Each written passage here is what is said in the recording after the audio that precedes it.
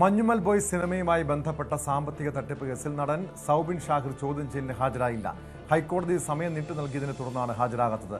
ഈ മാസം 27-ന് അന്വേഷണ സംഘത്തിന് മുൻപാകെ ഹാജരാകാൻ നിർദ്ദേശം നൽകിയിട്ടുണ്ട്. സൗബിനും സഹനിർമ്മാതാക്കളായ ബാബു ഷാഹിർ, ഷോൺ ആന്റണി എന്നിവരും നൽകിയ മുൻകൂർ ജാമ്യാപേക്ഷ കോടതിയുടെ പരിഗണനയിലാണ്. കേസ് വീണ്ടും ഈ മാസം 23-ന് പരിഗണിക്കും. വിവരങ്ങളുമായി നവമി ദിനേശ് ചേരുന്നുണ്ട്. നവമി, ഇന്നും സൗബിൻ ഷാഹിർ അന്വേഷണ സംഘത്തിന് മുൻപാകെ ഹാജരായിട്ടില്ല. ഇനി എന്തായിരിക്കും അന്വേഷണ സംഘത്തിന്റെ തുടർ നീക്കങ്ങൾ?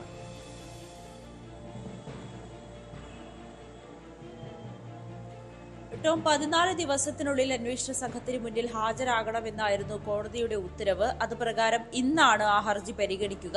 പക്ഷേ ഈ ജാമ്യാപേക്ഷയിൽ കോടതി മറ്റ് നടപടികൾ ക്രമങ്ങളൊന്നും പൂർത്തിയാക്കാത്തതിനാലാണ് 27-ാം തീയതിയോ അതിനു മുൻപോ ഹാജരാകാനുള്ള നിർദ്ദേശം നൽകിയിരിക്കുന്നത്.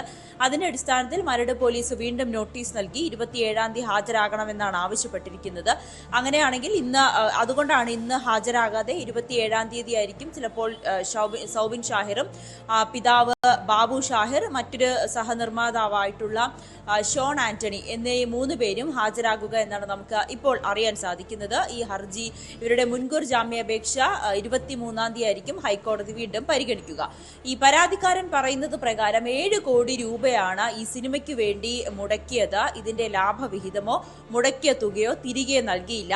പിന്നീട് ഈ സഹനിർമ്മാതാക്കളുമായിട്ടും സൗബിൻ ഷാഹിറുമായിട്ടൊക്കെ ബന്ധപ്പെടുമ്പോൾ അവർ പണം നൽകിയിട്ടില്ല എന്ന രീതിയിലാണ് സംസാരിക്കുന്നത്. തന്റെ പണം അത് നഷ്ടപ്പെട്ടു, അത് തിരികെ വേണമെന്ന് ആവശ്യപ്പെട്ടുകൊണ്ടാണ് ഇപ്പോൾ മരട് പോലീസിന് പരാതി നൽകിയത്.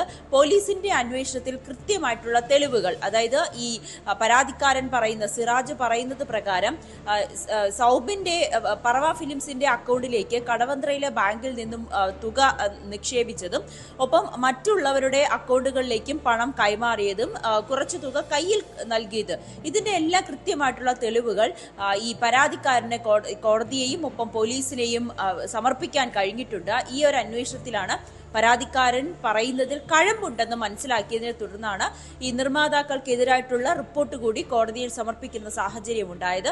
പക്ഷേ നിർമ്മാതാക്കൾ പറയുന്നത് ഇത്തരത്തിലുള്ളൊരു ഈ ഒരു ഹർജി, ഈ ഒരു പരാതി കേസ് റദ്ദാക്കണം. നവമി ദിനേശാണ് വിവരങ്ങൾ നൽകിയത്. ഇപ്പോൾ